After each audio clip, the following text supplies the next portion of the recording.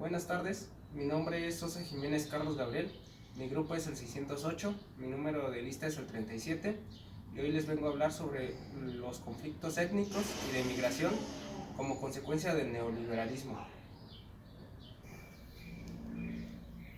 Bueno, primero debemos de saber qué es el neoliberalismo. El neoliberalismo es un movimiento de actualización del liberalismo aparecido después de la Primera Guerra Mundial, que limita la intervención del Estado en asuntos jurídicos y económicos. Bueno, seguimos.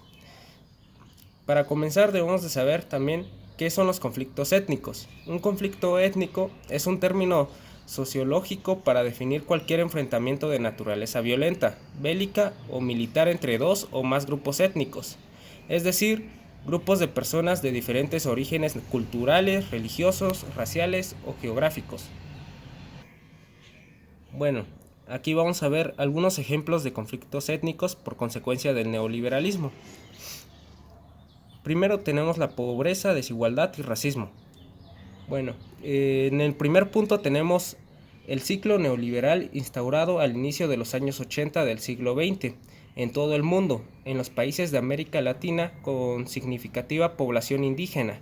Se sustenta en las diferencias étnicas, entre otros factores, y contribuye con su acción a profundizar la desigualdad entre los diferentes grupos sociales en el interior de los distintos países. En el segundo punto, tenemos que el neoliberalismo ha generado niveles de pobreza y desigualdad social sin precedentes en el mundo, y en particular en América Latina, que hoy es la región más desigual del mundo en desarrollo. Los efectos de las políticas financieras que a las instituciones internacionales impusieron a los gobiernos. Tales políticas están orientadas a combatir la pobreza y la pobreza extrema. Otro ejemplo que tenemos es el conflicto entre los pueblos indígenas y las naciones. Como primer punto, tenemos a principios del siglo XIX, durante las guerras de independencia contra el dominio colonial español, algunas élites criollas latinoamericanas percibieron en la mayoría masa indígena campesina, un aliado potencial en su lucha por el poder.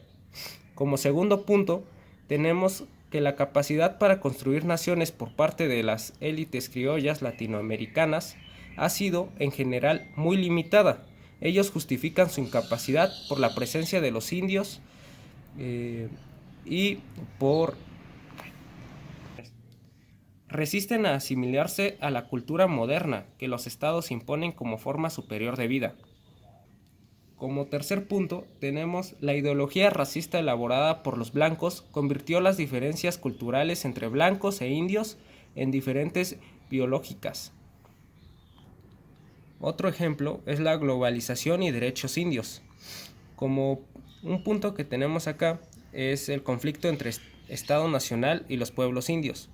En las últimas décadas se han dado condiciones internacionales favorables para la resolución del conflicto entre el Estado Nacional y los pueblos indios, mediante el reconocimiento de su derecho a la diferencia, a la participación en la vida nacional sin renunciar a su identidad particular ni a su derecho a incorporarse como elementos diferenciados, en fin, a la integración con autonomía, lo que significa que los estados-nación acepten por primera vez su condición de entidades multiétnicas. Después de estos ejemplos, vamos con los conflictos de migración. ¿Qué son los conflictos de migración? Son enfrentamientos o problemas entre países por desplazamientos no autorizados de ciudadanos. Algunos ejemplos de conflictos de migración son, tenemos que el marco histórico de la migración mexicana hacia Estados Unidos.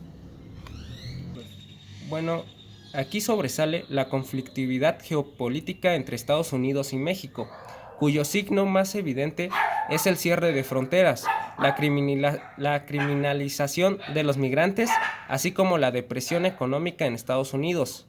Contienen la dinámica compulsiva de exportación de migrantes.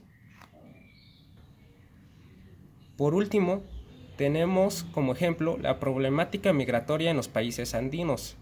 Un ejemplo de esto son los cocaleros bolivianos, que son campesinos que emigraron desde la agricultura de la sierra en Cochabamba o del altiplano de La Paz por la escasez de tierra.